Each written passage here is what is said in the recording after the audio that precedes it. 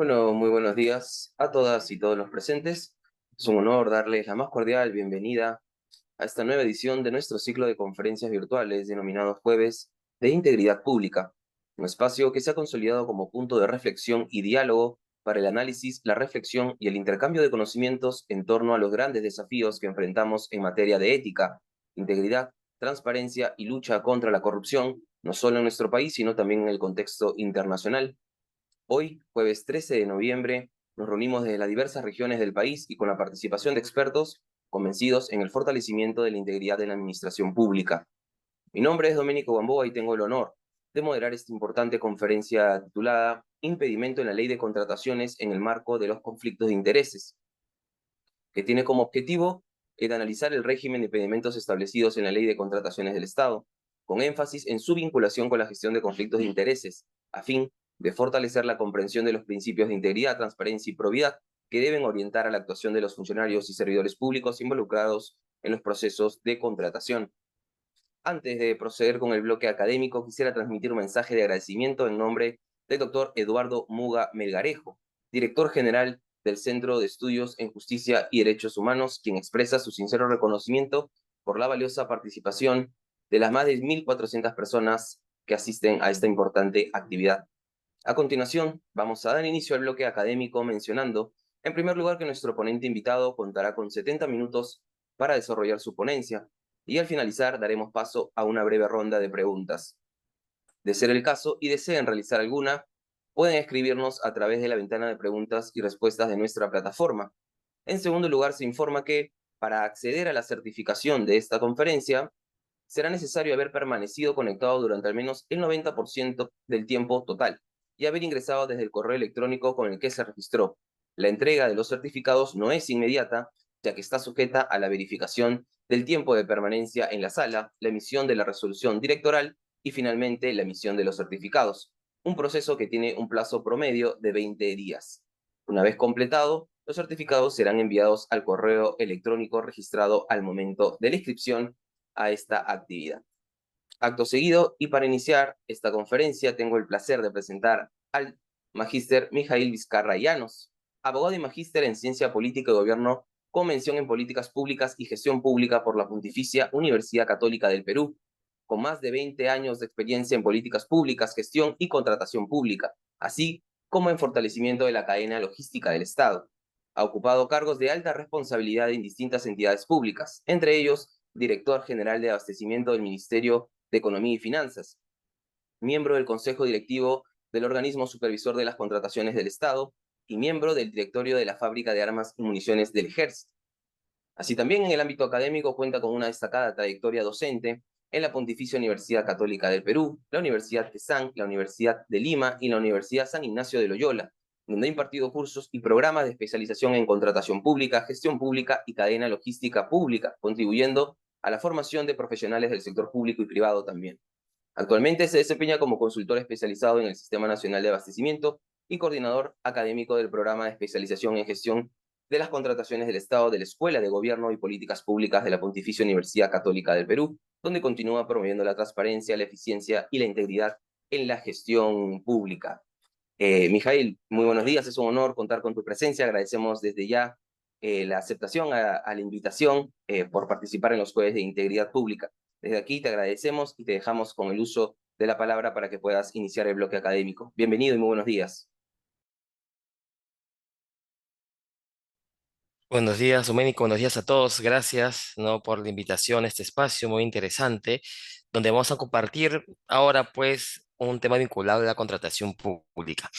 Yo sé que estamos en un juego de integridad y la compra pública está muy vinculada a ello, pero también quiero entrar a hablar sobre un poco dónde nos ubicamos, ¿sí? Porque es importante saber en qué marco estamos para poder, de cierta forma, desarrollar cómo es que este proceso se vincula a los conflictos de intereses. En primer lugar, no quiero mostrarles esta primera filmina donde vamos a revisar de qué se trata la cadena de abastecimiento. ¿Por qué comento esto? Porque esta figura es nueva, ¿no? Si bien la logística pública existe desde hace muchos años, la cadena de abastecimiento recién se ha ido implementando. Y esa cadena de abastecimiento es una serie de hechos y actos que permiten no colocar a disposición del usuario o el beneficiario el bien, servicio u obra que necesitamos. Digo esto porque la cadena logística es más que una contratación pública. Muchas veces lo hemos asociado a esta figura. ¿Pero por qué es más? Porque podemos tener un proceso de contratación altamente competitivo, con transparencia y con integridad, lo cual está bien, pero si ese proceso, si esa contratación no llega al ciudadano cuando debe llegar, ese gasto público no es eficiente. Y un poco la lógica de desarrollar esta cadena de abastecimiento, esta visión logística, es justamente llegar al ciudadano. Y como ven en este gráfico introductorio, tenemos que la cadena de abastecimiento tiene tres componentes. Y esos componentes se interrelacionan con las finanzas públicas. ¿Por qué? Porque no puedo dar servicios si es que no tengo pues un insumo financiero. Por ejemplo, el primer componente es el componente de programación multianual.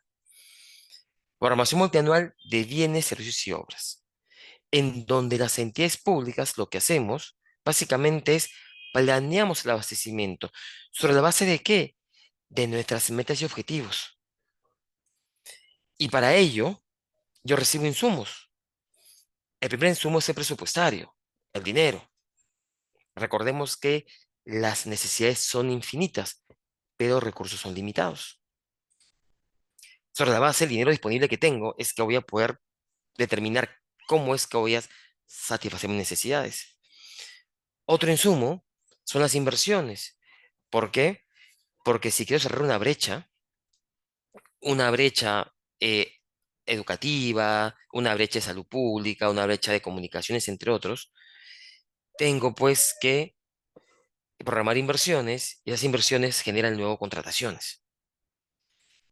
También, como insumo, tengo el recurso humano, la programación de ingresos de personal, porque para que la entidad pública, la burocracia actúe y dé servicios, requiero pues que esa burocracia cuente con escritorio, computadoras, impresoras, espacios, y todo eso tengo que programar.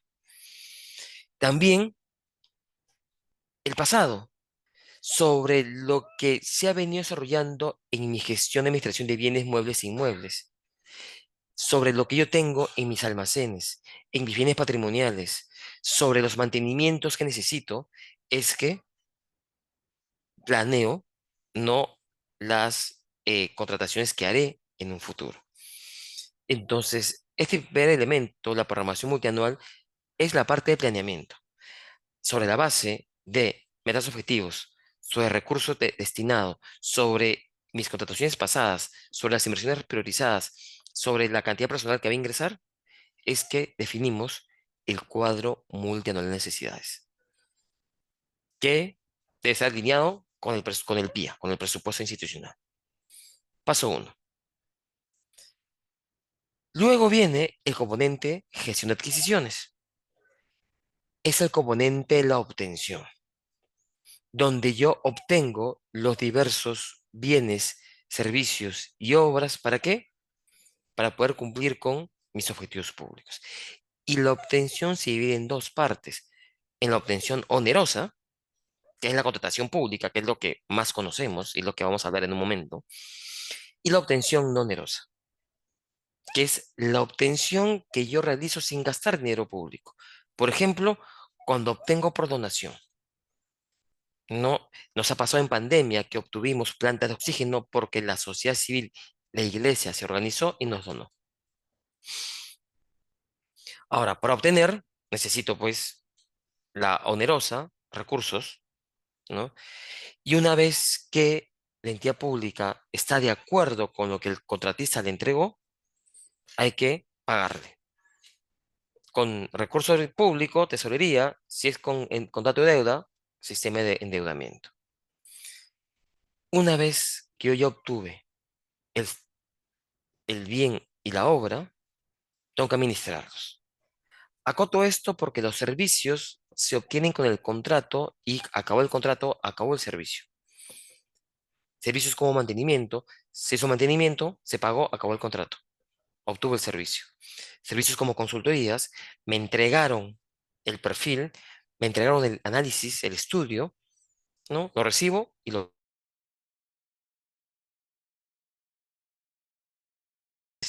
tengo que administrarlos. Y acá viene el siguiente componente, el componente de, el componente de administración de bienes, ¿sí? Ahora, tenemos que se divide en dos, bienes muebles y bienes inmuebles. Bienes muebles, todo bien que puede ser trasladado sin que pierda sus características esenciales. Acá tenemos los bienes de consumo, alimentos, medicamentos, los fungibles, ¿no? Repuestos, accesorios, insumos, y los bienes patrimoniales, activos, equipamiento, maquinaria, mobiliario, flota vehicular, entre otros. Respecto de los bienes eh, de consumo, debo transportarlos y distribuirlos. Y acá pues defino un plan de distribución, plan que alimenta la programación. En el caso de los bienes patrimoniales, debo de asignarlos. Y así con los inmuebles, estos bienes patrimoniales, bienes de consumo y los bienes inmuebles entran a mi registro contable, a mi contabilidad. Estos bienes patrimoniales e inmuebles hay que hacerle mantenimiento y aseguramiento. ¿Para qué? Para poder pues continuar con la dación del servicio. Porque si yo tengo un inmueble que no tiene mantenimiento y finalmente se arruina como una escuela, no puedo hacer servicio educativo. Si tengo un equipamiento, un tomógrafo que no le hago mantenimiento y se malogra, no hay servicio de tomografía. Necesito pues alinear, ¿no? Estos mantenimientos para dar el servicio. Finalmente, no tenemos que el Estado administra una cartera inmobiliaria, que son insumos para hacer inversiones. Son inmuebles que se usan pues para colegios, hospitales, comisarías, ¿no? Entre otros. Entonces, todo esto, estimados, es la cadena logística con, ¿no? La mirada financiera. Sobre esta cadena, ¿dónde más nos hemos concentrado? En la contratación pública, en ese puntito. ¿Y por qué? Porque pues implica el efectivo gasto público, ¿no? Y acá, estimados, ¿no? Debemos tener en cuenta pues que hay una alta interacción el sector público con el privado, y privado, perdón, acá en la contratación. Por eso es la mirada más focalizada que hace el Estado, ¿sí? Ahora, hablando de intereses, ¿no? Antes de entrar en conflictos, hablando de intereses, el abastecimiento público está sujeto a muchos intereses de muchos actores involucrados. Por ejemplo, primer interés de la entidad que necesita, ¿no? Entregar el bien, servicio o obra para cumplir sus objetivos. Segundo, la población beneficiaria, porque ella pues busca que el Estado le dé esos servicios. Tercero, interés del contratista, porque él pues busca tener válidamente un negocio con el Estado. Cuarto, interés de los órganos de control y fiscalización, porque están mirando que ese gasto público se dé de manera efectiva y eficaz, con transparencia, con integridad y lo importante, que llegue a quien debe llegar. Acá pues tenemos a la Contraloría, a la Fiscalía, intereses de la sociedad civil. ¿Por qué?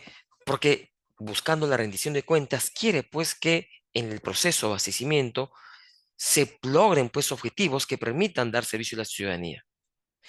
Intereses del sector privado, porque busca que en los procesos de abastecimiento se genere competencia, transparencia, integridad. Se busque pues que todos los actores privados podamos ser beneficiarios de una contratación pública. Y también los intereses de los organismos internacionales, porque ellos miran a los estados y los califican en atención pues a sus buenas prácticas en, por ejemplo, gestión de las contrataciones, en la gestión logística.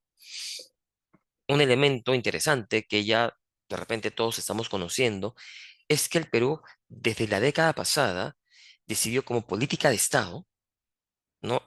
Implementar las recomendaciones de la OCDE, ¿sí? Ahora bien, ¿en qué? En N materias.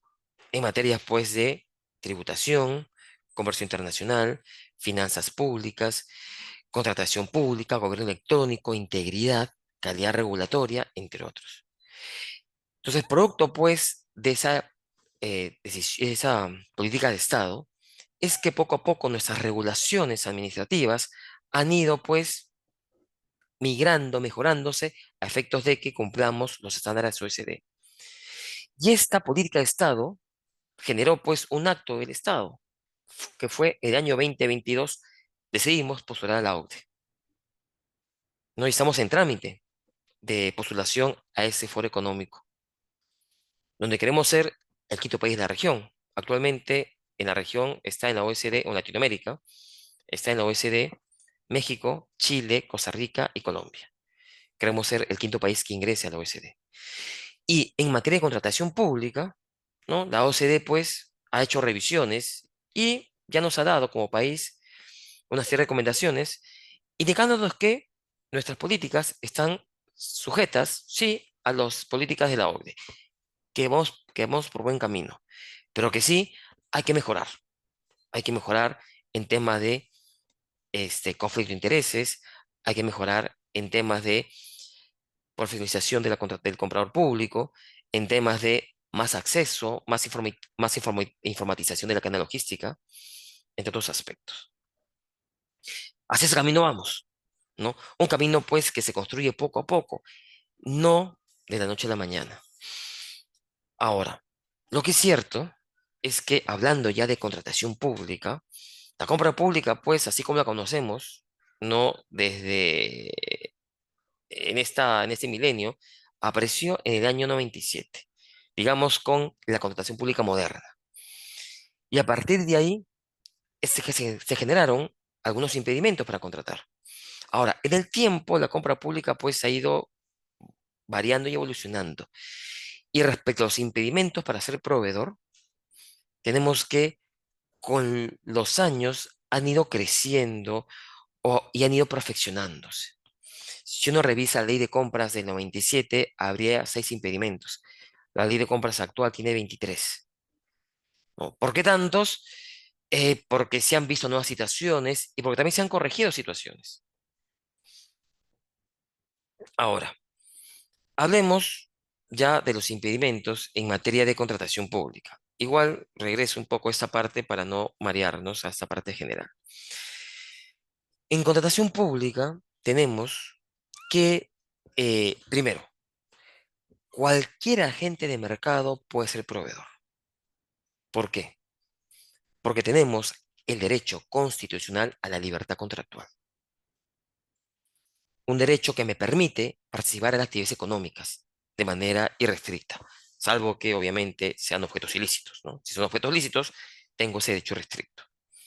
Entonces, cualquier agente de mercado puede participar en la compra pública, sustentándose en ese derecho constitucional a la libertad contractual. Y dos, porque el fondo público sobre el cual el Estado hace las contrataciones se sustenta en los impuestos que todos aportamos. En consecuencia, si yo aporto impuestos, debo tener también el derecho de poder beneficiarme de esos impuestos que vienen pues, con la contratación pública. Por ello, la regla es, todos participan. Sin embargo, esa regla general tiene excepciones.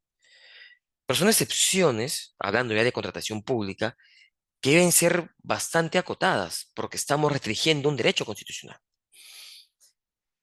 Los impedimentos surgen como una limitación a la contratación de proveedores, una limitación a tu derecho a la libertad contractual, debido a que se puede considerar de que la participación de ciertos agentes de mercado en la contratación pública pueden afectar la eficiencia o la competencia en la contratación del Estado. Y esto es lo que impide que tengamos eh, un impide que cualquiera posee proveedor y genera que tengamos una lista de impedimentos. Ahora bien, debemos acotar que eh, los impedimentos pues se sustentan en dos motivos. Uno, en evitar una situación de conflicto de intereses o evitar malas prácticas de contratación pública. Por ejemplo, imaginemos que yo soy hermano del presidente, ¿no? Y por ello, alguna persona decide contratarme como proveedor. Acá estoy afectando directamente la competencia, porque no me eligieron por ser la oferta más ventajosa del Estado en términos de calidad, precio y oportunidad, sino que me eligieron porque soy el hermano de, soy el pariente de, soy el amigo de. Entonces, este evento pues genera un impedimento. Ahora, impedimento porque afectó la competencia. Ahora, imaginemos que entregué mi producto, un producto de pésima calidad, malísimo. Ese producto que está haciendo, ese producto de mala calidad afecta la eficiencia y eficacia de la contratación. Porque en atención a ese mal producto, ese mal entregable, ese mal equipo, yo no voy a poder dar luego un servicio al ciudadano. Porque tengo que hacer un reproceso, porque tengo que hacer una contratación complementaria, porque tengo que hacer alguna actuación que va a impedir que finalmente esa compra sea efectiva. Entonces, ese evento, ¿no? Que afecta a la competencia y la eficiencia, gatilla pues el impedimento. ¿Sí? Ahora bien, tenemos que desarrollemos un poco ahora esos impedimentos, esos supuestos que comentamos hace un momento. Primer supuesto, vinculado a los conflictos de intereses. ¿Sí? Entonces, un impedimento, ¿no? En contratación pública, vinculado a conflicto de intereses, tiene relación con el cargo público que alguien ocupa en el Estado. Y ahí pues habrán variantes. Habrán impedimentos directos y habrán impedimentos derivados. Directos, aquel que tiene el cargo público; derivados, sus vinculados. En el caso de el segundo elemento, impedimento por malas prácticas, eso se genera por la actuación propia de un proveedor, de un agente de mercado en la contratación pública. ¿No? No se quiere, pues, proveedores que cometan actos de corrupción, que mientan, que incumplan contrato, que entreguen productos de mala calidad. ¿No? Entonces, esa actuación indebida genera una restricción a la participación de postores. ¿Sí? Entremos, ¿no? Y lo que nos concentraremos el día de hoy es básicamente en los impedimentos derivados de los conflictos de intereses. ¿Sí? ¿No? Por ejemplo, primero, ¿no?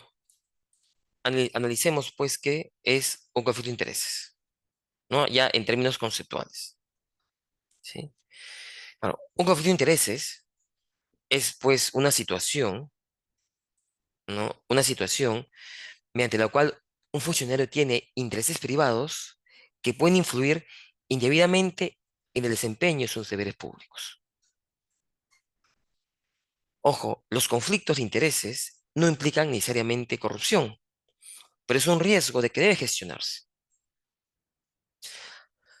Porque la contratación pública identifica, pues, o es un foco siempre de conflicto de intereses, porque implica, pues, una alta interacción entre esto público y privado, lo que multiplica las oportunidades para que los intereses personales influyan indebidamente en sus decisiones. Bajo ese esquema es que, por ejemplo, tenemos que se distinguen tres tipos de conflictos: reales, aparentes y potenciales. Un conflicto real tiene que ver cuando, ya entrando a la esfera pública, yo como funcionario público poseo participación en una empresa determinada. Por tanto, esa empresa donde yo soy dueño, no hay pues hay un conflicto real de intereses, porque pues hay la opción de que se genere un beneficio hacia mí, hacia mi empresa, por el cargo público que ocupo. Un conflicto aparente no está vinculado con, por ejemplo, algunas personas cercanas al servidor público o al funcionario. Esa cercanía puede hacer pues que se genere una, un potencial conflicto económico o beneficio económico. Por ejemplo, un pariente, ¿no? Un hijo, un cuñado. Y el potencial tiene que ver con cuando ya el servidor público deje el cargo y por tanto se incorpora en un actor privado y que puede generarse pues un beneficio luego, no en una contratación pública. Entonces, estos tres tipos de conflictos, real, ¿no? El de mi empresa, aparente, el de mis vinculados, y potencial, el de la empresa donde yo luego voy a trabajar dejando de ser funcionario público, es lo que regula de cierta forma la norma de contratación pública. Pero es bien acotado, ¿no? Por ejemplo, conceptualmente, un impedimento, un conflicto aparente puede incluir hasta amistades. El compadrazgo, que mucho se usa pues en nuestra región, pero la regulación de compras públicas lo acota a un grupo determinado. ¿Por qué? Porque es imposible hacer pues una lista taxativa de impedidos. Y es una evaluación que tiene que hacerse pues en cada situación en concreta, en la parte ya del conflicto de intereses. Pero el impedimento establece pues una lista sobre la base de esta tipología, por una lista cerrada. ¿Por qué? Porque estamos ante una norma que restringe derechos y por ello tiene que ser tipificada específicamente. Sobre este esquema es que tenemos cuatro tipos de impedimentos. Impedimentos de carácter personal, que tiene que ver con el conflicto de interés eh, real, ¿no? Impedimentos de razón de parentesco, que tiene que ver con el conflicto de interés aparente.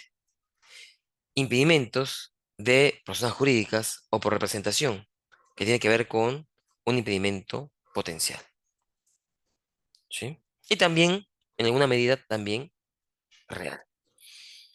El tipo 4, impedimentos derivados de sanciones administrativas, civiles y penales, está vinculado a las malas prácticas del agente de mercado en la contratación pública. Estos tres tipos iniciales están vinculados a los conflictos de intereses en la contratación pública, ¿sí? Nosotros el día de hoy veremos estos tres, ¿sí? Solo a manera de resumen, en el tipo 4, ¿a quién encontramos?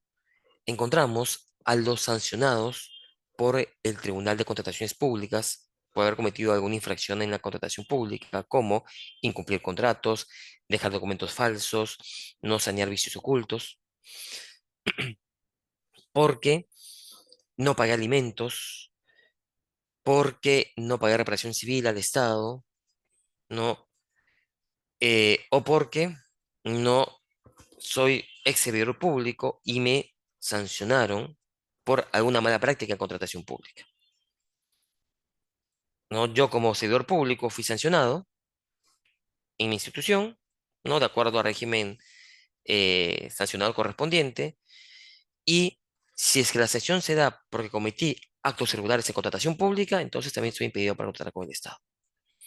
Por ejemplo, si me sancionan por ser tardón o por faltar, me destituyen por faltar, abandonar a mi institución, eso no genera impedimento. Pero si es que me destituyen porque fraccioné una contratación, no dirigí una contratación, entonces ahí sí se me excluye la contratación pública. o porque, por ejemplo, tengo una sentencia vigente por algún delito doloso impedido. Esto es mala práctica del proveedor. Ahora veremos no, los impedimentos generados por los conflictos de intereses. Tipo uno, impedimentos de carácter personal. Aquí tenemos, ¿no? Impedimento real. Acá está presidente, vicepresidente, congresistas, jueces supremos, ministros de Estado, Contralor General de la República, defensor del pueblo, fiscal supremo y miembros del Tribunal Constitucional y de la Junta Nacional de Justicia. Y perdón, y del Jurado Nacional de Elecciones. ¿Sí? Ahora, este grupo de impedimentos, este grupo de actores públicos, tiene impedimento durante el cargo en todo el Estado, porque son cargos, pues, de uno, de elección popular o no de más alta posición en el gobierno, en el Estado. Ahora, debemos comentar que lo que genera el impedimento es su cargo público. Entonces, finalmente, culminado el cargo, no, mi impedimento tendría que desaparecer, porque yo no tengo pues el poder para influir, para decidir sobre una contratación. Sin embargo, teniendo en cuenta un impedimento potencial, es decir, que favorezca a un tercero, la regulación señala que efectivamente, culminado el cargo, no eh, se elimina el impedimento, sino que habilita lo que se llama un periodo de sospecha. Sospecho que aún puedes verte beneficiado indebidamente de una contratación pública, porque tienes alguna influencia en el Estado. Por tanto, este impedimento se extiende hasta 6 meses después. Acá un paréntesis, ¿no? Históricamente, las normas de contrataciones colocaban este periodo de sospecha por 12 meses. Y es un número que se colocó en el año 97, pero no es que se tiene un sustento técnico porque 12, puedo ser 18, puedo ser 9, puedo ser 6. La nueva ley, a partir del 22 de abril de este año, lo bajó a 6 meses. Decisión del legislador. No, si ustedes me dicen hay un sustento, no hay ni de 6, ni de 12, ni de 18. No, decisión específica. Ahora, también debo tener en cuenta algo, ¿no? Que un antecedente. Es que la nueva regulación, a diferencia de regulación anterior, ha acotado o reducido los impedimentos. ¿Por qué? Esto se debió, estimados, a un antecedente que tiene que ver con un impedimento aparente, una solución de conflictos aparente. ¿Qué sucedió?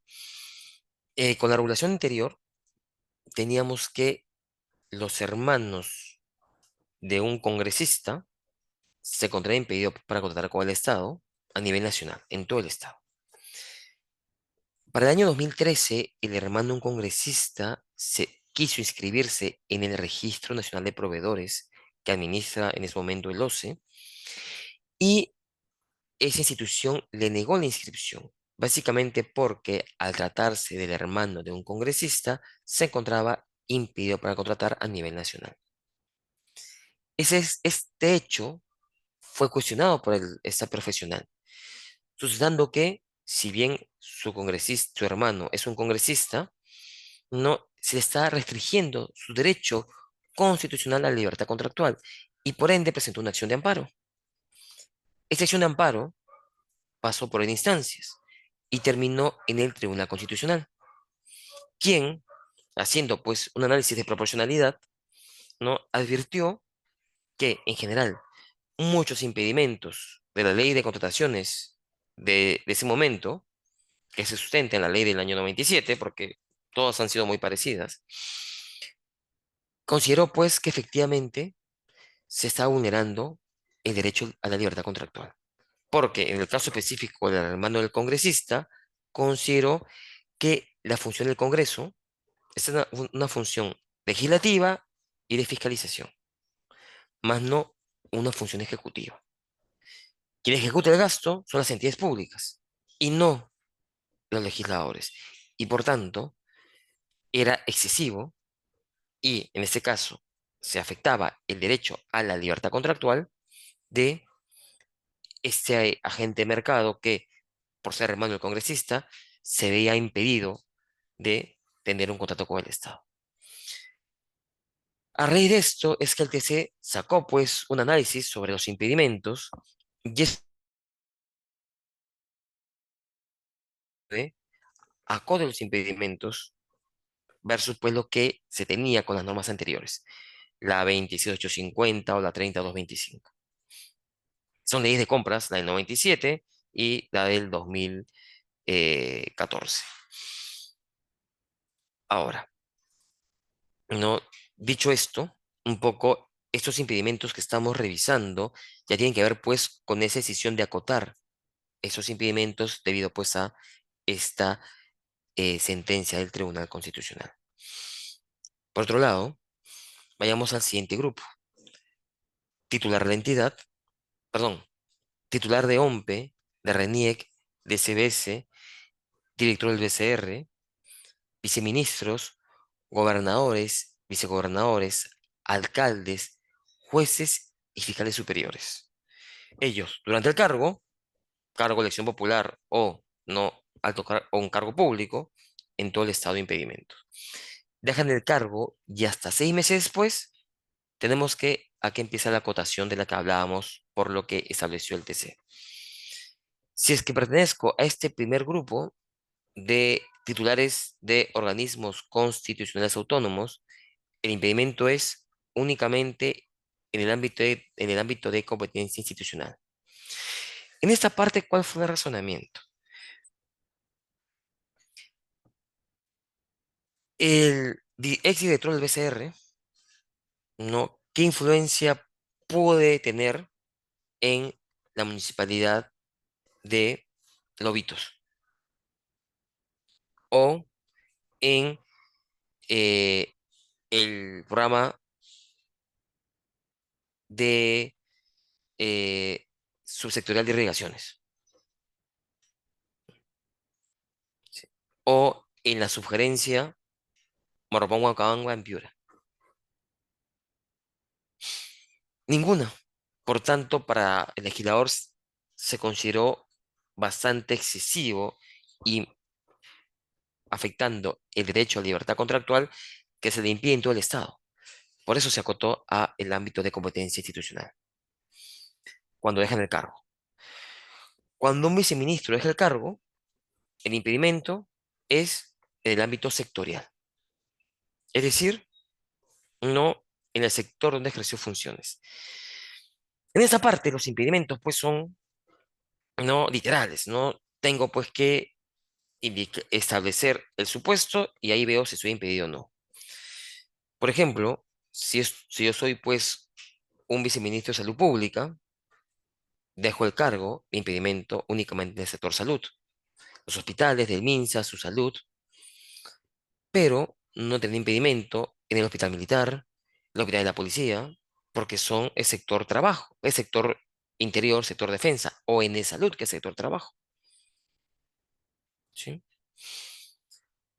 Entonces, acá pues tenemos impedimentos específicos que en situaciones como las de mi ejemplo, podemos decir, oye, pero en una vez salud pública, sí, pero la regulación de compras públicas estableció ya un límite.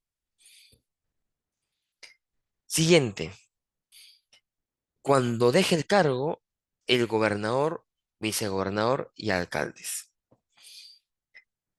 La norma anterior señalaba, por ejemplo, y para que entender el supuesto, que el impedimento era en el ámbito de competencia territorial. La nueva regulación lo acota efectivamente al ámbito de competencia territorial, pero vinculado a las funciones que tuvo esa autoridad cuando tenía el cargo público. ¿Qué pasaba antes? ¿No? Y acá les pongo un ejemplo muy específico. Eh, en Lima, en el distrito de Magdalena del Mar, en 5 cuadras hay 5 entidades.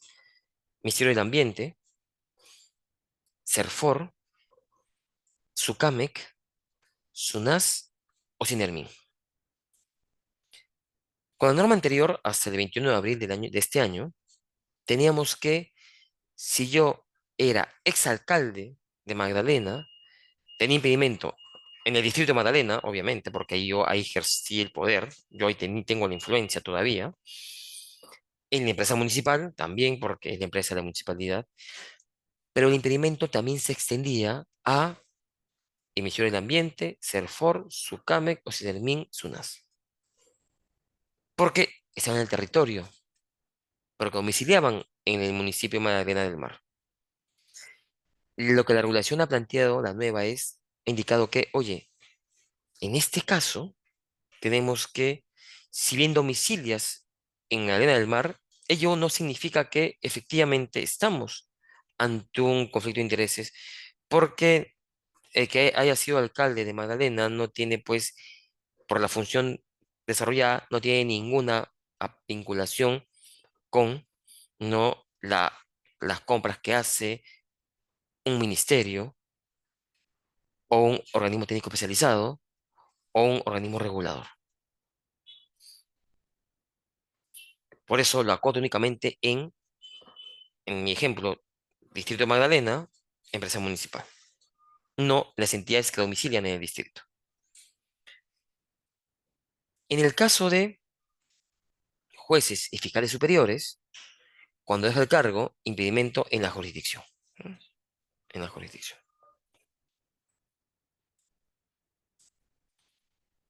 Ahora, miremos.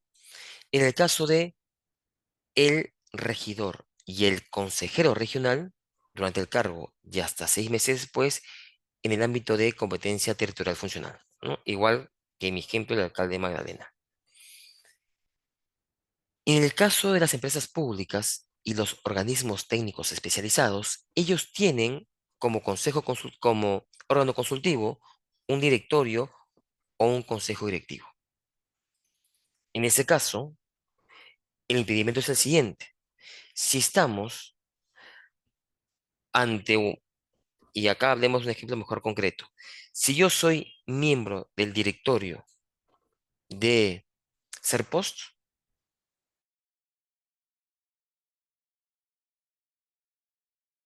directorio, pero también,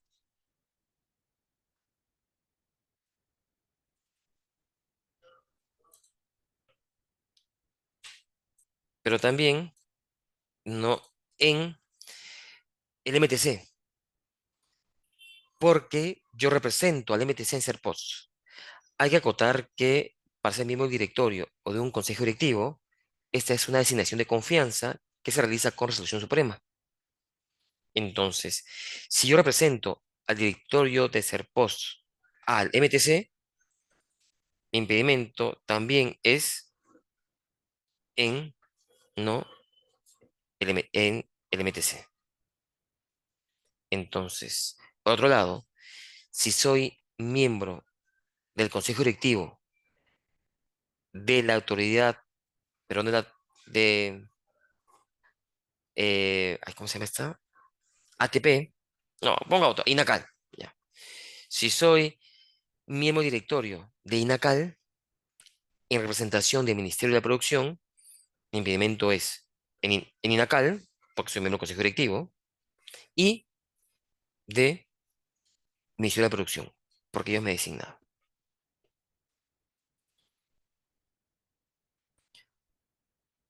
Siguiente grupo. Titular una entidad, la Autoridad de Gestión Administrativa. En este caso, pues tenemos a la Secretaría General de Ministerios, Gerencia Municipal, Gerencia Regional en regiones y municipios, Gerencia General en empresas del Estado, así como en organismos técnicos, organismos públicos, ¿no? Y director ejecutivo, ¿no? Presidente ejecutivo en programas y proyectos, así como funcionarios, directivos o servidor con poder de decisión o dirección, de acuerdo a las normas internas de cada entidad, así como gerentes de empresas del Estado. Ellos durante el cargo público en todo el Estado. Dejan el cargo y hasta 6 meses después en la entidad. Si, por ejemplo, si yo soy director general de Aeronáutica Civil del MTC, impedimento en todo el Estado, porque soy director general, y cuando dejo el cargo, por 6 meses en el MTC.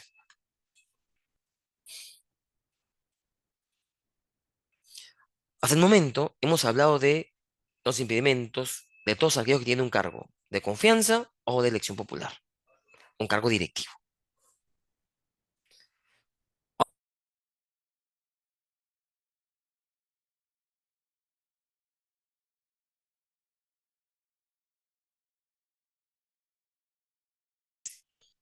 Los que no tienen poder de dirección o decisión o los trabajadores de empresas públicas.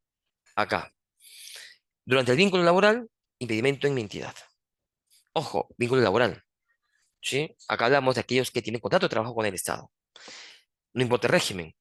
CAS 276, 728, carrera pública magisterial, carrera policial militar, carrera pública universitaria, carrera del médico, de la obstetriz, de las enfermeras, de nuevo médico, etcétera.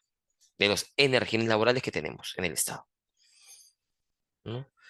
Durante el vínculo laboral, impedimento en la entidad. Cuando culmina el vínculo, ya casi se puede decir que puede que haya o que no haya impedimento. En este caso, el impedimento ya es muy casuístico y hay que determinar en cada caso concreto si, culminado el vínculo laboral, tengo impedimento con mi ex entidad empleadora. Por ejemplo, hay impedimento y por 6 meses si es que has tenido algún poder de decisión, alguna información privilegiada o alguna influencia. Es un tema muy subjetivo, ¿no? Que hay que analizar bastante y con mucho cuidado para no generar arbitrariedades. O puede ser que no haya impedimento. Por ejemplo, imaginemos que yo soy biólogo y trabajo en salud en el área de laboratorio, ¿no? Yo hago pues las pruebas. Decido en un momento aquí de mi vida a renunciar de salud. Renuncio a mi vínculo laboral con esa institución pública. Perfecto. Producto de esa renuncia, no, yo ya no tengo vinculación laboral. Ahora, salud ha convocado dos procedimientos. Uno, para la adquisición de reactivos de laboratorio y dos, para la contratación de servicio de lavandería hospitalaria. La pregunta es, ¿yo puedo ser postor en esos procedimientos o estoy impedido? Acá habría que ver, hacer ese análisis. Respecto al primer procedimiento de la adquisición de reactivos de laboratorio, podríamos orientarnos a que si hay un impedimento, porque yo trabajé en el área usuaria y por tanto, yo pues tengo información privilegiada, ¿no? Por lo menos. Y eso puede hacer que no se genere alguna contratación conmigo. O mejor dicho, más que se genere, que al tener esa información privilegiada, esté en el proceso de competencia en un escalón o dos por encima de los demás proveedores. Y esa posición de privilegio afecta a la competencia. Ahora, diría que respecto de la lavandería hospitalaria, ¿sí? Ahí podríamos considerar que no hay impedimento. ¿Por qué? Porque en ese caso, pues, yo no trabajaba en el área usuaria, no tengo, pues, acceso a esa información, no tengo, no tuve menos por decisión y por tanto tampoco tengo influencia. Pero ojo, como les comentaba, ese tema, pues, depende de cada caso en concreto. No es algo, pues, que está definido a rajatabla y ahí acaba. Siguiente supuesto, ¿no? Tenemos que eh, Acá ya está más pensado en los potenciales y conflictos aparentes. Tenemos que en determinado procedimiento de selección, en el concurso público 5-2025, en la licitación pública 3-2025, en la subasta inversa 8-2025, estoy impedido, ¿sí? Siempre que participe en la determinación de requerimiento. Yo soy un privado que me contratan para ayudar a una entidad a hacer un requerimiento. ¿Qué sucede? En muchas ocasiones tenemos pues que efectivamente la entidad tiene que hacer requerimiento, la denominada área usuaria, pero esta pues no cuenta con los conocimientos o capacidades para hacer un requerimiento y por lo tanto contrata a un consultor para que ese consultor haga el requerimiento. La regulación que plantea que ese consultor que hizo requerimiento tiene información privilegiada. Por tanto, si producto de ese requerimiento que hizo ese consultor o esa empresa se convoca la licitación pública 3-2025, esa empresa o ese consultor no puede participar. ¿Por qué? Porque él pues está en la competencia en dos o tres escalones por encima de los demás. Porque él hizo el requerimiento, conoce las virtudes y defectos del requerimiento. Y es más, podría tener incentivos para poder hacer requerimientos en los que yo únicamente cumplo. Por otro lado, tenemos que el impedimento no solamente es la persona que hizo el trabajo del contratista. Si es persona natural, la persona natural. Si es persona jurídica, la regulación lo que plantea es que el impedimento se extiende también a las personas que hicieron el requerimiento. La empresa está impedida, pero también Juan, María, Karina y Claudia, que fueron los que hicieron el requerimiento como trabajadores de la empresa contratista. Ellos también tienen impedimento. Siguiente impedimento en la licitación pública 3-2025, si es que participé en la estimación del presupuesto. En este caso, no hice requerimiento, sino ayudar al costeo. También tengo acá información privilegiada. O cuando soy asesor o experto de los evaluadores y elaboramos bases.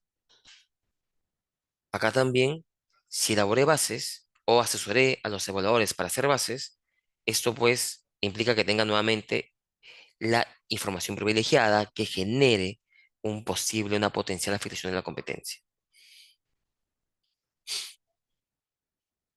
Cuando siendo asesor o evaluador, no participo en la calificación o evaluación de ofertas. Acá ya estamos afectando el principio de igualdad de trato, porque está siendo juez y parte.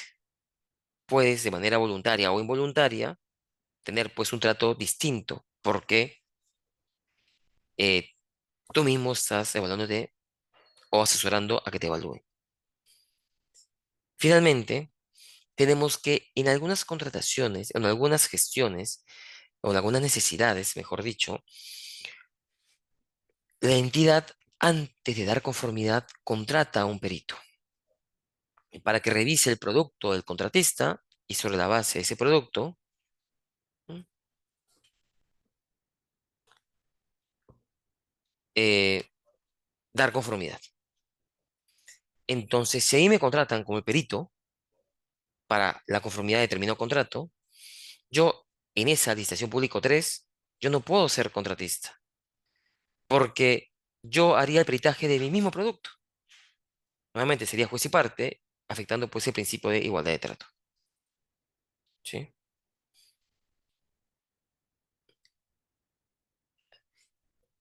Y estos son los impedimentos por no tipo uno de carácter personal, vinculado al conflicto de intereses real, ¿no?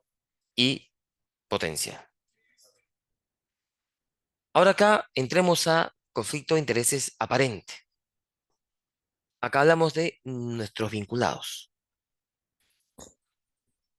El cónyuge, conviviente, progenitor del hijo y parientes de los que trabajan en el Estado, todo este grupo, así como los que han tenido intervención directa.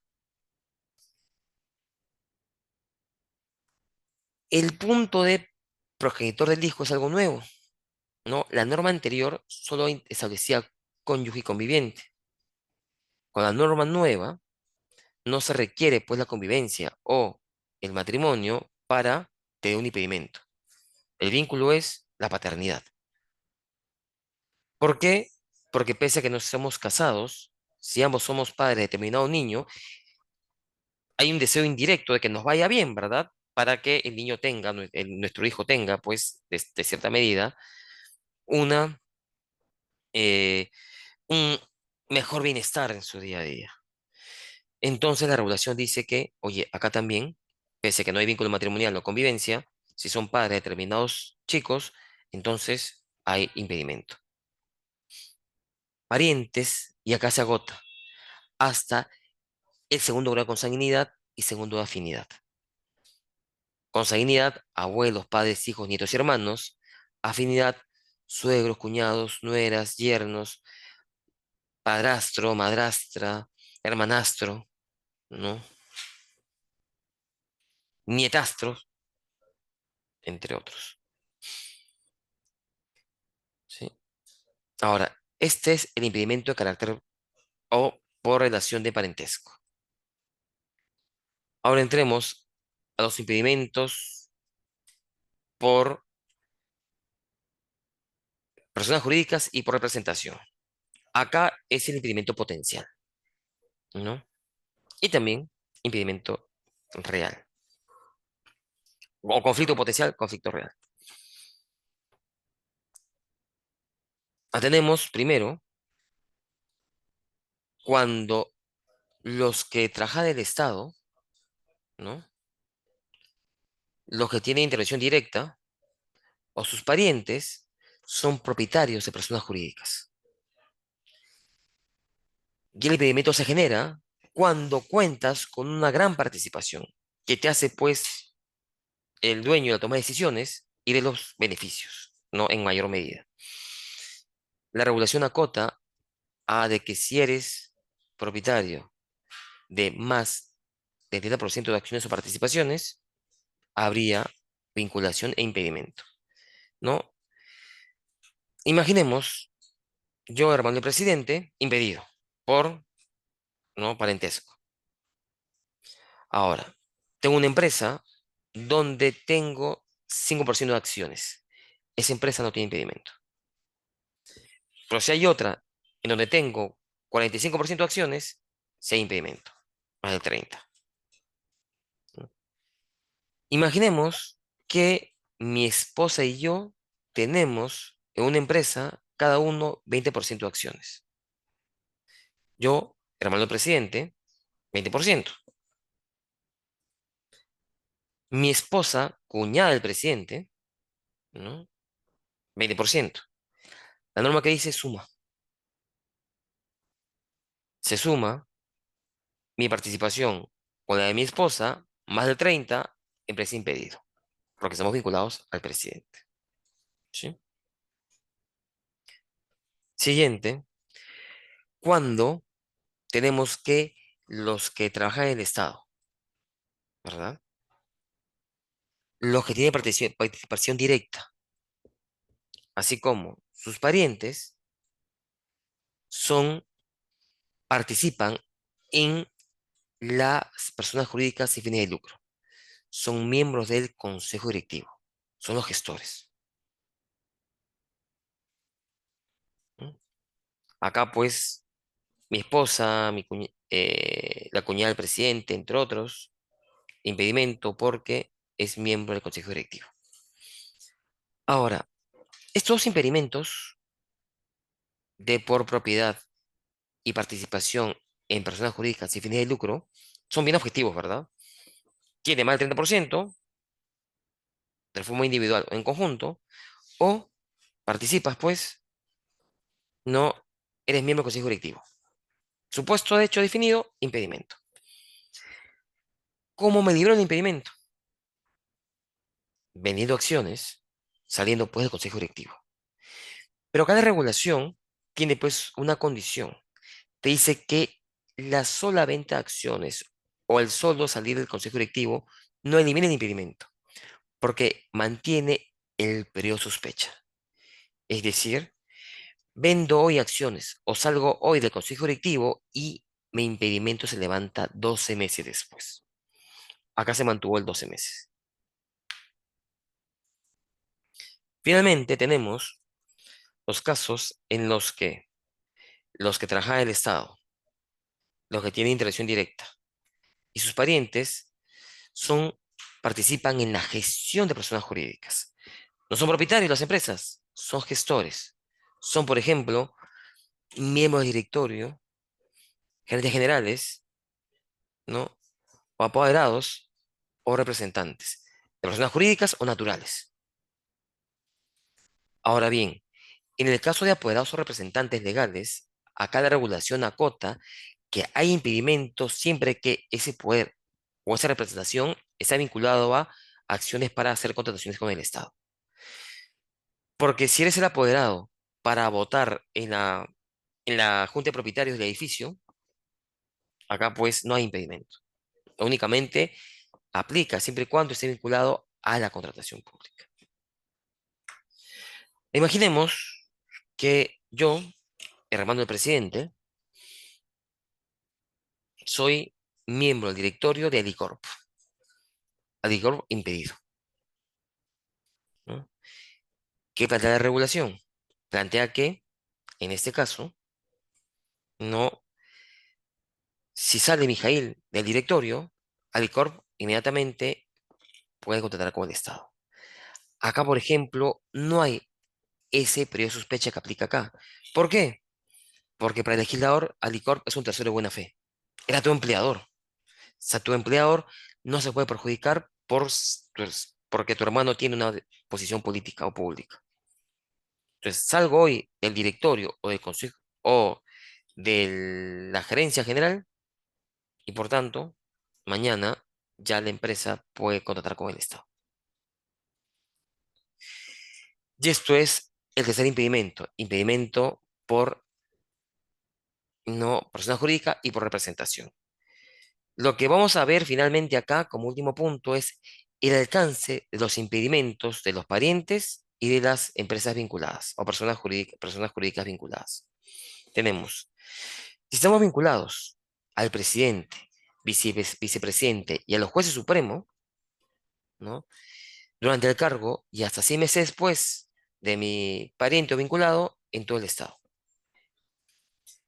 Si estamos vinculados no a un congresista o a un organismo constitucional autónomo durante el cargo y hasta 6 meses después en el ámbito de competencia institucional. Es decir, si es que yo ahorita soy hermano del titular de SBS, mi impedimento únicamente es en SBS.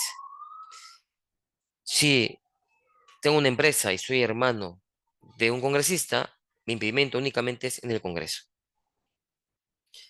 Si estamos vinculados a ministros y viceministros, en el sector. Es decir, si el día de hoy yo soy pues esposo de la ministra de Economía, impedimento es únicamente en el sector de Economía. Es decir, en el MEF, en SUNAT, en Perú Compras, en OS, en ONP, no en la Superintendencia de Mercado de Valores, en COFIDE, Banco de la Nación, en FONAFE, las entidades dentro del sector economía. Si estoy vinculado a gobernador, vicegobernador, alcalde, consejero regional y regidor, durante el cargo y hasta 6 meses después, en el ámbito de competencia territorial funcional. En mi ejemplo, si es que yo soy alcalde de Magdalena, mi esposa, mi hijo, mi hermano, mi madre, ¿no? Impedidos en la Muni Magdalena y en la empresa municipal. Pueden contratar sin problemas con Ocinermin, ¿se acuerdan? SUNAS, SUCAMEC, Ministerio del Ambiente. Si estamos vinculados a jueces y fiscales superiores, en la jurisdicción, ¿no? Es decir, si mi esposa es jueza superior del Santa, el impedimento es en el Santa, mío, yo de mis empresas. Puedo contratar en Ayacucho, en Casma, en Guarmey, ¿no? En Ministerio de Cultura, entre otros. Si estamos vinculados a titular de la entidad, a la autoridad de gestión administrativa, a un funcionario, directivo, gerente, impedimento durante el cargo y hasta 6 meses después, perdón, impedimento del vinculado durante el cargo hasta 6 meses después en la entidad. Es decir, si es que no, mi madre es titular de Perú Compras, impedida en Perú Compras, pero puedo contratar en cualquier otra entidad pública. Si estamos vinculados a directores y consejeros regionales, impedimento de los vinculados, parientes y empresas, en la entidad, ¿no? En Sedapal, ¿no? En mi ejemplo, Serpos, Inacal, ATU, y en la entidad a la que representas. Ah, yo representé a Sedapal, represento a vivienda, implemento vivienda. Mi pariente representa para una vivienda. Mi pariente representa a transportes, en transportes, ¿no? Mi pariente representa a Ministerio de la Producción, ¿no? Entonces, únicamente en, ¿no? La entidad a la que representa y en la entidad a donde tu pariente es director o consejero. Y finalmente, si estamos vinculados a cualquier servidor o trabajador de una entidad pública, el impedimento tiene el mismo alcance. En algunos casos hay impedimento cuando deja el cargo, en otros casos no. Es decir, hoy que yo trabajo en salud, mis empresas, mi hermana, mi esposa, mi hija, impedido en salud, porque yo trabajo ahí. Renuncio a salud, culmina mi vínculo laboral y en el caso de la adquisición de reactivos de laboratorio, diríamos que hay impedimento, porque yo trabajé en el área usuaria, tuve información privilegiada. Pero en el caso de la contratación de la lavandería hospitalaria, no habrá impedimento porque yo como trabajador de salud no tuve nada que ver con la parte de servicio de lavandería. ¿Sí? Como pueden apreciar, estimados, son impedimentos que se generan por conflicto de intereses, pero que son muy acotados. Acotados, pues, porque estamos hablando de eh, establecer una lista específica porque restringe derechos. Ahora, el hecho, ¿no? De que solamente miremos conflicto de intereses en contratación pública, no implica que en toda la cadena logística no haya eso tampoco. Eso hay que analizar poco a poco.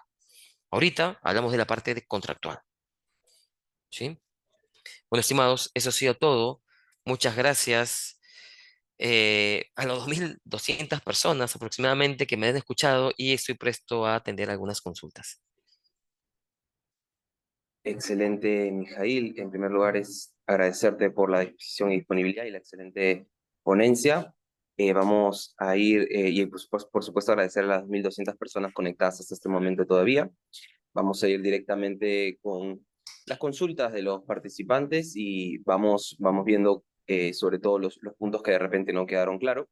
También informar que esta conferencia está siendo grabada y se va a subir al canal de YouTube del Ministerio de Justicia y Derechos Humanos con la finalidad de que los conceptos que no fueron totalmente recibidos por los participantes puedan volver a consultarlos, ¿no? A fuente de información. Entonces, para iniciar, la primera consulta que nos hace uno de los participantes eh, es la de cómo se puede fortalecer la independencia técnica de los órganos de control sin caer en burocracias paralelas. Esa sería la. No, perdóname, se me cortó. Sí, no hay problema, te repito la pregunta, me confirmas si me escuchas ahí. Sí, ahora sí. Ya, perfecto. La primera pregunta es, ¿cómo se puede fortalecer la independencia técnica de los órganos de control sin caer en burocracias paralelas. Consulta a un participante. Bueno, en verdad es una consulta bastante compleja, ¿no? Porque tiene que ver mucho con gestión y sobre todo con desarrollo de capacidades, porque en verdad hay que tener en cuenta que el proceso de abastecimiento es un proceso complejo, ¿no? Y que siempre hay, de cierta manera, esa mirada de que, oye, todo puede tener pues una suspicacia, ¿no? Y esa suspicacia a veces no genera una buena gestión. Muchas veces nosotros, los operadores de la contratación pública o del sistema logístico, lo que hacemos es tratamos de no decidir por miedo al control. Y eso nos quita eficiencia, nos quita la posibilidad de tomar decisiones adecuadas. Pero también esto tiene que ver con una mirada integral, que miremos no el abastecimiento como una herramienta donde hay que buscar eficiencias, en donde tenemos que sí mirar no y poner de cierta forma luces a lo que es el conflicto de intereses, a lo que es los riesgos que se pueden advertir en un proceso de contratación. Por ejemplo, un- no está mal que yo tenga una relación con el mercado directa. Cuando hablamos de contratación pública en la parte de actos preparatorios, la regulación me dice y me exige en reunirme con proveedores. Y está bien, porque nosotros tenemos que conocer qué es lo que el mercado ofrece. Pero esa reunión que yo puedo hacer tiene que ser pues también desarrollada en ámbitos de transparencia que permitan a todos conocer un poco qué es lo que estamos haciendo, ¿no? Permitan pues reducir esas posibles suspicacias que se tienen. En el proceso de contratación, ¿no? Por ejemplo, cuando ya estamos pues ante la evaluación de ofertas, acá pues hay un trabajo doble, porque por ejemplo, yo como comité, ¿no? Y si advierto que conozco que hay algún proveedor que es amigo mío, no está impedido, hemos visto pues que los amigos no están impedidos, solamente son familiares y hasta cierto grado, un grado muy acotado, segundo grado nomás, y veo pues que hay un familiar en tercer grado que se presenta, o un amigo, un compadre, ¿no? Alguien que tengo, con el cual tengo mucha relación, lo que como responde es renunciar al comité, para evitar pues esta situación de suspicacia. Por otro lado, tenemos pues el lado del sector privado también, que tiene que ayudar a la transparencia y la contratación pública. Oye, si es que yo tengo pues un actor público en una entidad donde estoy participando, me abstengo de llamarlo, de contactarlo, porque le puedo perjudicar, puedo generar pues que se considere un acto no adecuado a lo que es pues los principios de la compra pública, en donde un principio importante es la integridad. Tenemos eficiencia, eficacia, competencia, valor por dinero, pero también integridad. Entonces, todo el proceso de abastecimiento tiene que sujetarse a estos y otros principios, pero que lo que están gatillando, pues, es una adecuada gestión de recursos públicos que permita, pues, dar servicio a la ciudadanía. Y en la parte contractual, solo para terminar, ¿no? Eh, Acá el tema es mucho más acotado, ¿no? Porque ya tengo una relación con el contratista. Acá, pues, es básicamente que los trabajos de articulación permitan desarrollar una gestión contractual mirada en el objetivo del contrato, en obtener el producto, ¿no? Y que no hayan, pues, situaciones que puedan, de cierta forma, generar esa sensación de que, oye, la conformidad no corresponde y se han otorgado, no correspondía el pago y no se han otorgado, ¿no? Hay que ser también bastante finos en analizar los casos y si hay que penalizar, penalizarlo. Y si no hay que penalizar, no penalizar también. O sea, tampoco tenemos que ser el malo en donde cualquier error del contratista hay que poner una penalidad. No, lo que tenemos que hacer es buscar un equilibrio. Y ese equilibrio implica pues que también los órganos de control miren que no todo es castigo, no todo es penalidad, no todo es resolución, pero sí hay que estar mirando de manera, eh, poner banderas rojas en ciertas pues, actuaciones del proceso de contratación. Diría yo, selección e integración con el mercado, conformidades, ¿no? Que son pues donde uno es donde tiene que verificar cómo se aplican los recursos o se usan los recursos públicos. Excelente respuesta, doctor. Muchas gracias. La siguiente consulta que nos hace las participantes, y la he visto justamente en varios participantes que consultan algo muy similar. La pregunta va más en base a un ejemplo, ¿no? Y comentan, como locadora de servicios de una entidad pública sin poder de decisión, ¿se puede brindar servicios de consultoría en otra entidad pública o sería configurada como un impedimento? Lo que pasa es que aquí ya es un tema que yo voy a poner un paréntesis, ¿no? Una cosa son los impedimentos de la contratación pública, en donde, de acuerdo a la pregunta de nuestro compañero, no habrá impedimento, porque si yo estoy acá, mi impedimento únicamente es en el ámbito laboral, en el ámbito de mi entidad, perdón, pero ahí tendremos que revisar los que somos servidores públicos si es que no entramos en la incompatibilidad de la ley de marco del empleo público, que establece, pues, no restricciones como la doble percepción. Eso no es un tema de contratación pública. El logístico te va a decir, ¿estás en mi entidad? No, te contrato. Y por compra pública no hay impedimento. Pero yo ya como servidor tendré que ver si es que estoy dentro del supuesto de la ley marco del empleo público. Entonces, ahí sí tengamos mucho cuidado.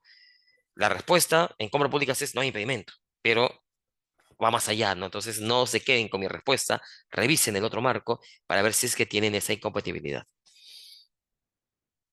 Excelente, muchas gracias por la respuesta. Justamente en base a esta consulta, también y en base a su experiencia, solicitan quizás, en base obviamente a la experiencia de usted, qué medidas o mecanismos justamente recomendaría para poder implementar, para prevenir y corregir esta práctica, ¿no? De incorporar a la institución a personas vinculadas por parentesco, amistad o afinidad política, ¿no? Con servidores públicos mediante la adecuación de términos de referencia o perfiles de puesto, en contravención con la Ley de Contrataciones del Estado, la Ley 27444 y la Ley del Código de Ética de la Función Pública.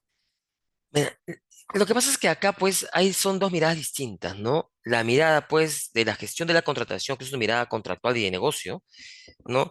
Y la mirada de la función pública, ¿no? Si ustedes han podido apreciar, los impedimentos de la compra pública son muy acotados y en general los conflictos de intereses son muy amplios.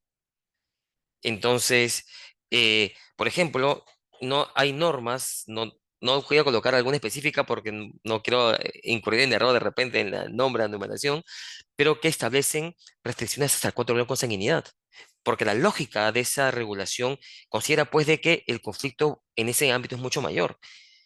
En contratación pública, que es donde se ve el gasto fuerte del Estado, el ámbito es segundo grado, porque está pensando pues en que se genere mayor competencia, pero siempre transparentando, donde uno va a poder conocer que este que es primo del alcalde está contratando con la municipalidad. Ese que es compadre, no de la, no sé, de la autoridad del secretario general, está contratando pues con el ministerio. Pero son alertas que ya van a generar pues que pueda tomarse alguna acción. Ojo, que no esté dentro del ámbito del impedimento no significa que ello no sea un posible riesgo de corrupción, ¿no? La OECD pues siempre nos dice que, ojo, el conflicto de intereses, ¿no? Son alertas de riesgo, no es corrupción, pero pueden ser. Lo que hay que hacer es que mirarlos. Ahora, esta parte pues de vincular los impedimentos con los demás sistemas administrativos tienen también sus pros y sus contras, ¿no? Porque los impedimentos de contratación pública están hechos para proveedores. Y lo que yo he visto en mi experiencia es que algunos marcos normativos jalan los impedimentos de la compra pública a sus sistemas. No cuando de repente, pues, no tienen vinculación. Son parecidos, sí, pero no tienen vinculación porque buscan otros objetivos. Entonces, sí es bueno que revisemos esos marcos distintos, como los laborales, en los que a veces jalan impedimentos de proveedores. ¿No? ¿Y por qué comento esto? Porque en algún momento en la aplicación ves pues con una contradicción, porque el impedimento de la compra pública tiene un sentido distinto pues a las normas laborales. Y no solamente en temas laborales, lo he visto pues, en temas de inversiones, también en la inversión privada, jala el impedimento de contratación pública, cuando tienen naturalezas diferentes. Pero bueno, ¿no? Ya es algo que le compete a cada órgano rector, ¿no? Del sistema administrativo funcional que tenga que analizar estas vinculaciones y las asemeja cuando corresponde a la contratación pública y cuando no, la saque, ¿no? Porque no es el mismo saco todo.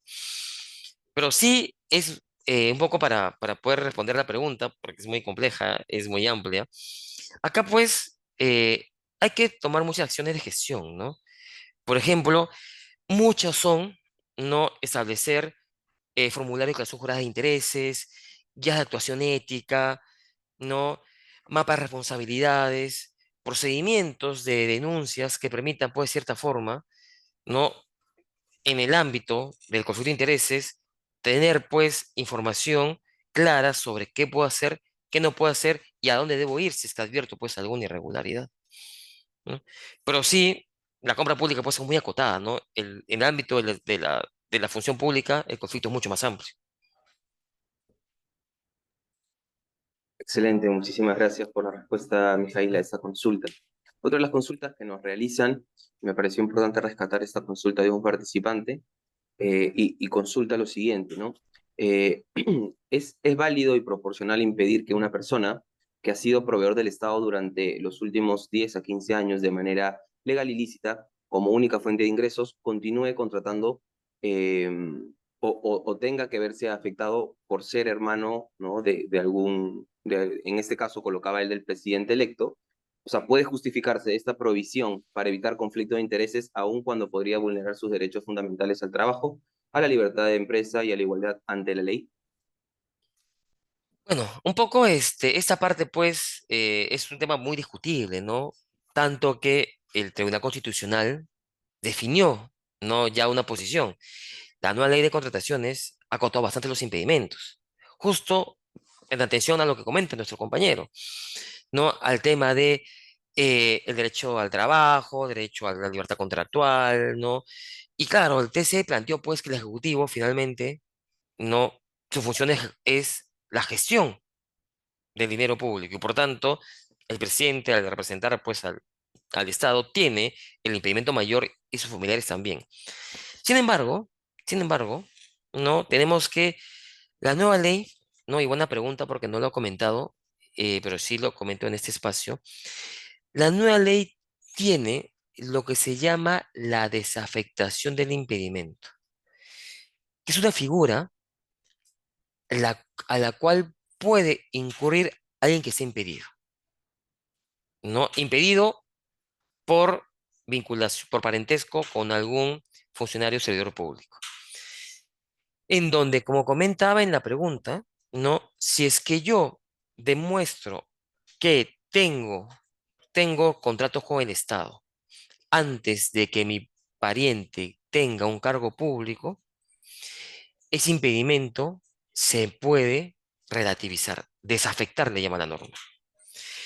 La regulación, pues, lo que quiere es evitar justo eso, de que yo, que de buena fe he contratado con el Estado siempre, y que soy un buen proveedor, ¿no? Y que nunca he necesitado de nadie en el Estado para ganar contratos públicos, se genere, pues, esa injusticia de que, uno, un honor y después una desgracia, ¿no?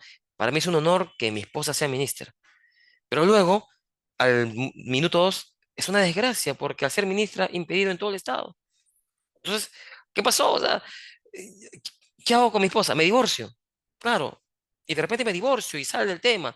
Estamos generando ya sacadas de vuelta, ¿no? Temas aparentes, ¿no? Estamos o generando testaferros, producto pues de esa injusticia que genera la regulación. La nueva norma plantea una disposición, ¿no? En la que, estando impedido, yo podría desafectarme el impedimento siempre que yo sustente que efectivamente antes que mi familiar esté en un cargo público, yo haya tenido experiencia con el Estado. Eso un poco alivia esta restricción injusta, ¿no? Que comentaba nuestro compañero o compañera en la pregunta. Y la regulación nueva la ha planteado. ¿Sí? Excelente, muchas gracias por la aclaración importante, justamente lo que comentaba este participante, respecto a este tema tan puntual, sobre todo, y tan importante, en ese caso tan específico, ¿no?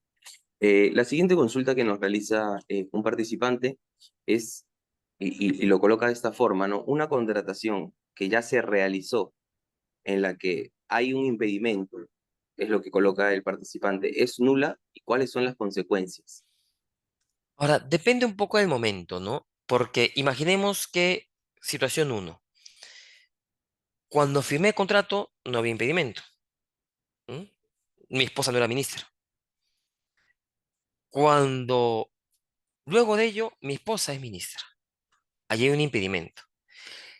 Los impedimentos siempre son hacia adelante, nunca hacia atrás. Por tanto, ese contrato que yo firmé en su momento es un contrato válido, lo firmé válidamente porque no tenía ningún impedimento. Por tanto, debo culminarlo. Es más, estoy obligado a culminarlo. Si no, se genera una infracción que acarrea una sanción a la empresa. Por otro lado, el siguiente caso, su situación tipo 2. Estando impedido, firme un contrato. Acá la regulación establece que ese contrato tiene un vicio de nulidad. ¿Por qué? Porque ese agente de mercado no puede participar en la contratación pública. Entonces, esa nulidad debe ser declarada por la entidad. Ahora, ese debe también es relativo. ¿Por qué? Porque la entidad podría advertir de que termina siendo más eficiente continuar que anular. Y les pongo un caso real. Pasó hace algunos años. Una entidad pública está construyendo un sistema de agua potable y alcantarillado para una zona del país, agua, vida, salud, ¿no? Y el constructor estaba a un 85% de avance de obra. Ya por acabar, se advirtió un documento falso. Regla general, nulidad del contrato. Pero ahora bien, se anula el contrato, ¿qué es lo que correspondería, no? Debido pues a que me engañaron. Eh, ¿Cuál es la consecuencia? Uno, social.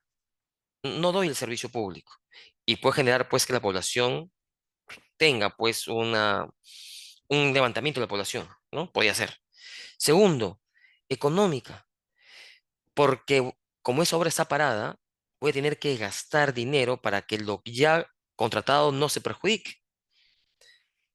Administrativa, voy a tener que activar diversas acciones administrativas para contratar el expediente de saldo de obra y el ejecutor de la obra. Y también económica, porque eso me va a costar mucho más.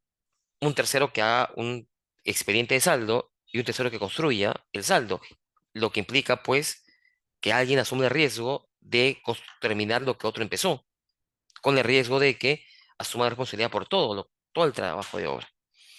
Entonces la entidad, ante esas situaciones que dijo, oye, me cuesta más, me toma más tiempo, me genera un conflicto social, en verdad corresponde continuar con la obra.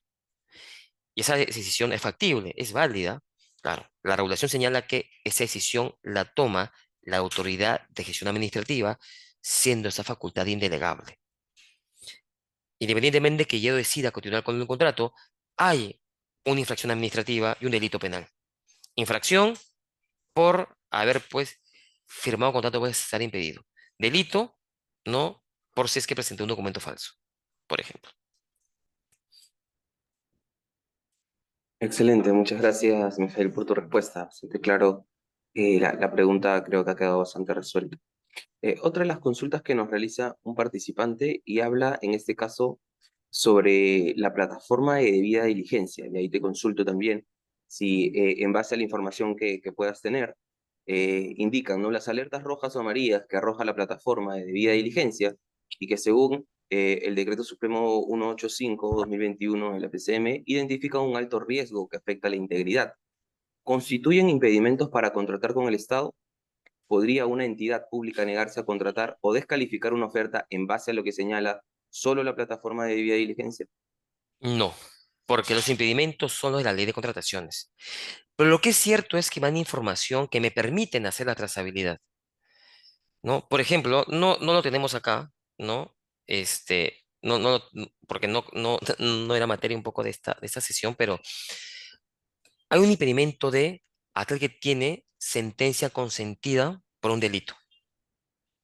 Entonces, si la diligencia me sale que tengo un antecedente penal, pues tengo un delito, entonces ahí habría un impedimento. Solo que la resolución señala que es delito doloso. Si es un delito culposo, no habría impedimento.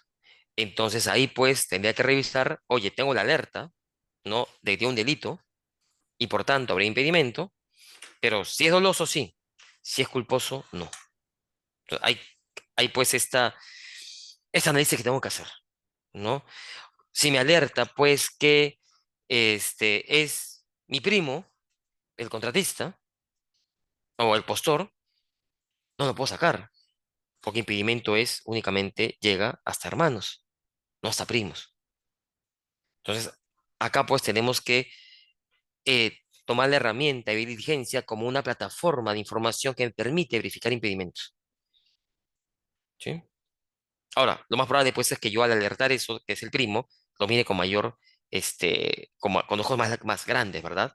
Hago una alerta más, sea más acucioso en el análisis, para evitar pues un conflicto real, ¿no? Excelente, muchas gracias, Jair, por la respuesta. En un momento también dentro de la exposición hablabas del tema de la trazabilidad y había uno de los participantes que consultaba lo siguiente, ¿no? En base a todo el tema del avance de tecnologías emergentes o el uso de inteligencia artificial ya también en el sector público, si es que se conoce de repente ya el uso de alguna de estas tecnologías emergentes o de inteligencia artificial en el Sistema Nacional de Abastecimiento, ¿no? Que puede incorporar herramientas de trazabilidad, ¿no? Que permitan detectar estos vínculos ocultos entre proveedores y los propios funcionarios, ¿no? Ah, sí, y no. No, lo que existe actualmente en el sistema de abastecimiento es la FUP, la ficha única del proveedor.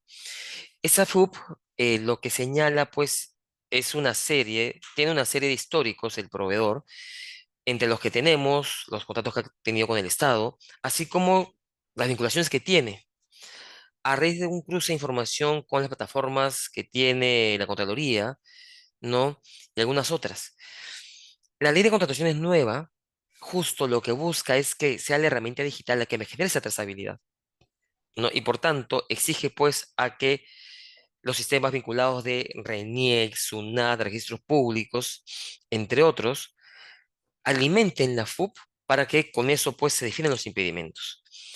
Lamentablemente hasta la fecha aún no se logra esa interoperabilidad.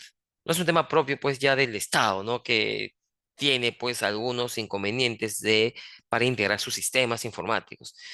Todos pues han hecho sus sistemas sobre la base de sus necesidades, no pensando pues en que tengo que articular con el otro, ¿no? Entonces hay que pues que hacer trabajos de integración, solo contratar servicios para que se den integraciones y demás, ¿no? Y esas cositas pues son aspectos que aún todavía no se han desarrollado, pero que la regulación ya lo obliga, ¿no? Entonces lo que hay que esperar es cómo, cómo es que se va implementando esa obligación normativa, ¿no? Excelente, muchas gracias por la respuesta. Vamos a ir con las dos últimas consultas. La primera de ellas, y consulta a un participante, ¿no? ¿Quién específicamente en este caso lo indica? Es el encargado de revisar y aplicar estos impedimentos de los que se mencionan, ¿no? Y consulta si es el encargado de logística. En caso, tiene que revisar cada declaración jurada de conflicto de intereses.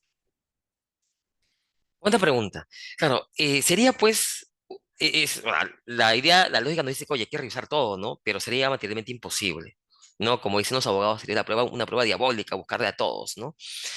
La regulación te establece pautas. Primero, tenemos que creer en lo que nos declara, ¿no? En el proceso de contratación se presenta una declaración jurada indicando que yo no me encuentro impedido, que he revisado todo esto y no estoy acá. Entonces yo le creo. Por otro lado, la regulación de compras públicas, independientemente de las derechos administrativos, te dicen pues que hay que fiscalizar al ganador. Y eso lo hace abastecimiento, el ADEC, la ley de contrataciones, ¿no? Ahora, si la fiscalización advierte algún conflicto, ¿no? Que es un impedimento antes de la firma de contrato, no se firma contrato y se llama al siguiente. Si ya lo advierte después, habría que ver pues si es que declaramos nulidad y nuevamente realizamos una nueva contratación. Claro, en este segundo punto teníamos que analizar lo que vimos hace un momento, ¿no? Si es beneficioso o no en atención al avance del trabajo realizado. Por otro lado, ya si la entidad internamente, siendo lo que establece la Ley de Procedimiento Administrativo General, decide revisar la información de los demás postores, ya es decisión propia de la gestión. Pero en contratación pública, básicamente es al ganador, ¿no? Ahora, muchas veces, y antes, Domenico, de la siguiente pregunta, muchas veces nuestro principal fiscalizador es la competencia. Es la competencia la que dice, oye, mira, acá hay un hermano, oye, mira, acá está impedido. y lo que hacen las entidades públicas es reciben las denuncias y sobre eso pues activan, ¿no? El primero denunció al segundo, el segundo al primero y así entre todos, ¿no? Entonces, ya ahí pues la entidad tendrá que tomar acciones porque ya ante el documento presentado habrá que revisar si es que lo que denunció el otro es correcto, ¿no? Excelente, Mijail. Y la última pregunta ya para cerrar, en base a una especie de cierre, si se quiere, de la conferencia, ¿cuál consideras que es el balance que se puede hacer de una problemática, ¿no? Para prevenir eficazmente el conflicto o los conflictos de intereses, ¿no? El nepotismo y lograr también la correcta observancia de los impedimentos en la contratación pública según la nueva normativa de contratación? En verdad, este es un tema complejo, ¿no? Creo que debemos de partir, pues, que estamos, lamentablemente, en una sociedad de desconfianza, ¿no? Sociedad alimentada, seguro, por muchas malas actuaciones de todos. Ojo, yo hablo de todos porque una mala práctica no únicamente del sector público, sino también del sector privado. Lamentablemente, pues, nuestra idea siempre ha sido lapidar el sector público y nunca se ve mucho el sector privado. Eso, pues, lo que hace es que siempre el público es el perseguido y el privado que generó el acto irregular sigue ahí, ¿no? Y busca un nuevo actor para el cual tener o tomar alguna acción indebida. Pero independientemente de eso, no tenemos que nosotros entender en el contexto en el que estamos. Sociedad de desconfianza. Por tanto, ello implica pues que tengamos que ser proactivos. Y por ejemplo, un tema relevante es no hacer checklists sobre potenciales conflictos.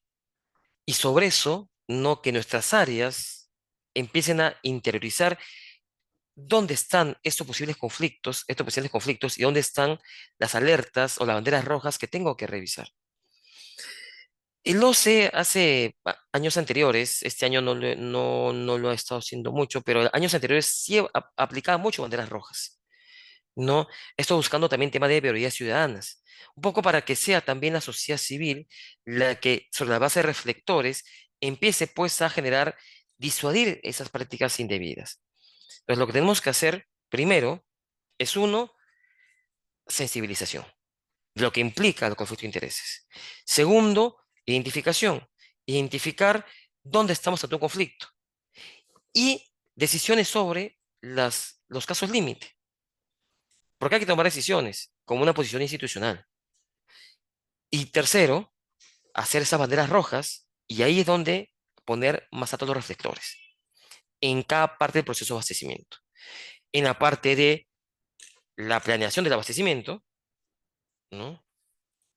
Porque acá también puede generarse requerimientos innecesarios en la planeación. No lo hemos visto, no hemos visto la compra pública únicamente. En la planeación de requerimiento, ¿no? En la parte de la contratación, así como también en la gestión. Porque a veces hay conflictos acá, cuando hay conformidades, cuando hay pagos. Entonces, hay que hacer estas banderas rojas, esas alertas para poder identificar dónde hay que tener una mayor lupa, un mayor reflector. ¿Sí? Y finalmente, eso depende de todos nosotros, de la sociedad.